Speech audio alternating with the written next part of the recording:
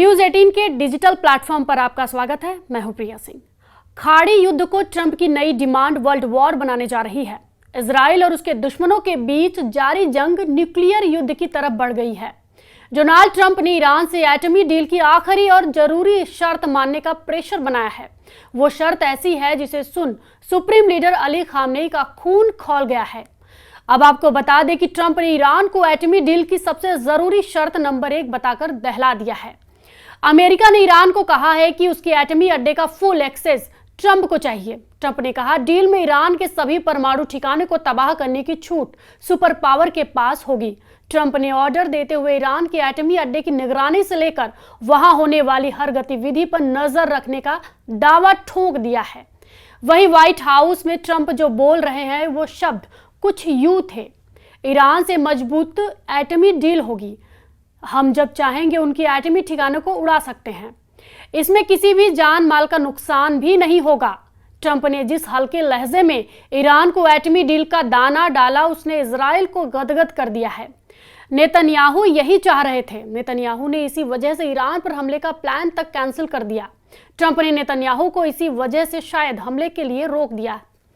आखिर में नेतन्याहू जो चाह रहे थे, ट्रंप ने वही शर्त ईरान पर थोप दी। लेकिन ईरान अपने एटमी ठिकानों को बर्बाद करने की इजाजत अमेरिका को क्या देगा? सवाल यह है कि क्या ईरान अब ट्रंप से कोई डील करेगा भी या नहीं? जवाब जगजाहिर है, डील होगी तो ईरान की शर्तों पर। ट्रंप के धमकाने से ईरान घुटने टेकने वाला नहीं है, मगर ट्रंप जो कह रहे हैं उसे नजरअंदाज करना ईरान के लिए आसान नहीं है। ट्रंप ने अचानक पासा पलट दिया है। ईरान इस बात के लिए राजी हो गया था कि अमेरिका उसके परमाणु अड्डों को देख सकता है। ईरान की एटमी लैब में क्या चल रहा है इसे भी अमेरिका जान सकता है। लेकिन अब इससे भी आगे बढ़कर ट्रंप ने ईरान की एटमी पावर का रिमोट कंट्रोल अपने हाथ में लेने की मांग कर दी है, यानी डिमांड कर दी है, जिस पर ईरान की लीडरशिप भड़क गई है। अली खामनेई के सलाहकार ने ट्रंप को करारा जवाब दिया है। अली समखानी ने ट्रंप को ख्याल को ऐसा ख्वाब बताया जो कभी हकीकत नहीं हो सकता। इसके साथ ही अली खामनेई के सलाहकार ने कहा है कि ईरान के परमाणु अड्डों तक पहुंचना और उन्हें बर्बाद करना ऐसी कल्पना है जिसे कई अमेरिकी राष्ट्रपतियों ने दुनिया से साझा किया है।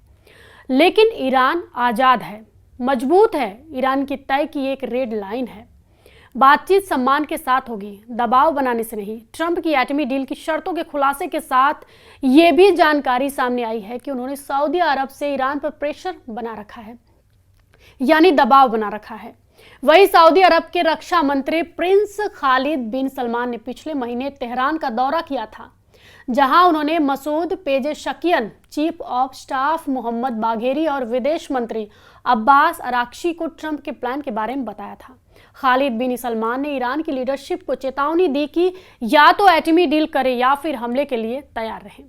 सऊदी प्रिंस ने दिए मैसेज के बाद ईरान ने एटमी डील की तरफ तेजी से एक्शन लिया है। हालांकि अब ट्रंप की नई शर्त ने सारे समीकरण बदल डाले हैं। ईरान के लिए एटमी डील गले की फांस बनती जा रही है, जिसके चलते ईरान ने इजराइल को झटका देना शुरू कर दिया है। ईरान ने मोसाद एजेंट को सूली पर टांग कर अपने इरादे जाहिर कर दिए हैं। इसको हम आपको ग्राफिक्स दिखाकर बता रहे हैं। जैसे ईरान ने पेड्राम मदनी नाम के मोसाद एजेंट को फांसी पर टांग दिया था।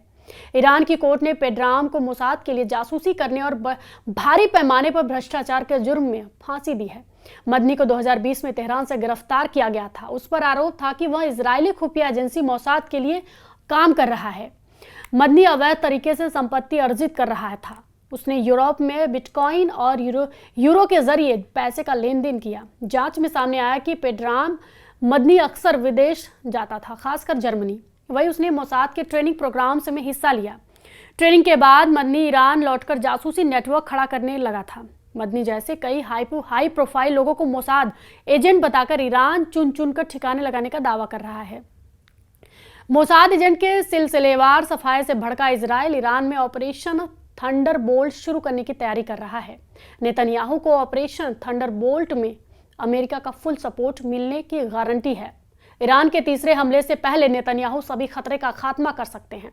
ईरान के नक्शे पर दिखाई दे रहे जिन लोकेशन को इजराइल ने सेट कर लिया है उसे देखते चलिए। ईरान की राजधानी तेहरान से करीब 150 किलोमीटर दूर कौम, तेहरान से करीब 300 किलोमीटर दूर अरक, तेहरान से 316 किलोमीटर दूर नंताज सिटी, तेहरान से करीब 400 किलोमीटर दूर इस्फहान शहर, तेहरान से 500 किलोमीटर दूर अर्दकन शहर, तेहरान से 1000 किलोमीटर दूर बूश शहर। इन जगहों को इजराइल ने लॉक कर दिया है। वही इजराइल अगर अपने प्लान के हिसाब से ईरान पर धावा बोलता है तो पूरा ईरान न्यूक्लियर कचरे का ढेर बन जाएगा, जिससे ऐसी तबाही मचेगी जो कई मुल्कों को बर्बाद कर सकती है। पीएम नेतन्याहू ने इसकी जानकारी दी है कि प्रेसिडेंट ट्रंप और उनकी लगातार बातचीत चल रही है। असल दुश्मन को सबक सिखाने का वक्त आ गया है। वही इजराइल के हर एक्शन का रिमोट भी ट्रंप के हाथ में ही होगा। नेतन्याहू इसलिए ही दुश्मन को घर में घुसकर मारने का ओपन ऐलान करते रहे हैं। इसके अलावा ईरान ने सभी प्रतिबंधों को हवा में उड़ाकर न्यूक्लियर हथियार के कारखाने को एक्टिव रखा है। ईरान के परमाणु हथियारों के गोदाम के तौर पर 5 अड्डों की निशानदेही हो चुकी है, जिसमें सबसे पहला नाम नंताज न्यूक्लियर साइट का है। नंताज में ईरान का सबसे बड़ा यूरेनियम संवर्धन प्रोग्राम चलता है। ईरान की राजधानी तेहरान से लगभग 300 किलोमीटर दक्षिण में नंताज इस्फहान सूबे में है, जहां 2 प्लांट लगे हैं। पहला अंडरग्राउंड फ्यूल एनरिचमेंट प्लांट और दूसरा upper pilot fuel enrichment plant. Natanz nuclear site का पता साल 2002 में ही चल गया था।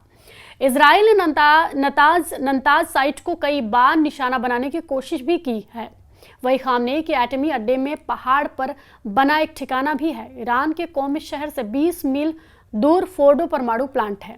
साल 2015 में समझौते के बाद ईरान को फोर्डो में यूरेनियम संवर्धन बंद करना पड़ा था। हालांकि अब यहाँ 1000 से अधिक सेंट्रीफ्यूज काम कर रहे हैं। पहाड़ी परमाणु प्रयोगशाला की तर्ज पर ईरान ने इस्फहान में भी न्यूक्लियर हथियार का कारखाना बना रखा है, जहां fuel plate fabrication plant, uranium conversion facility तैयार की जाती है। इन्हीं से यूरेनियम को हेक्साफ्लोराइड में बदला जाता है, जिसे सेंट्रीफ्यूज में डाला जाता है। इस्फहान में यूरेनियम मेटल बनाने के उपकरण भी हैं, जो परमाणु बम के कोर को बनाने में किया जा सकता है। ईफा ने हाल की जांच के बाद कहा है कि इस्फहान में सेंट्रीफ्यूज पार्ट्स बनाने की मशीनें हैं। ईरान के 3 बड़े एटमी सेंटर के साथ कई सीक्रेट ठिकाने हैं जिनकी चर्चा कम होती है। इनके नाम भी जानिए। ईरान ने अरक न्यूक्लियर साइट का नाम बदलकर अब खोदाब कर दिया है, जहां प्लूटोनियम का उत्पादन आरोप लगाया जाता है, जिसका इस्तेमाल परमाणु बम के कोर को बनाने में किया जा सकता है।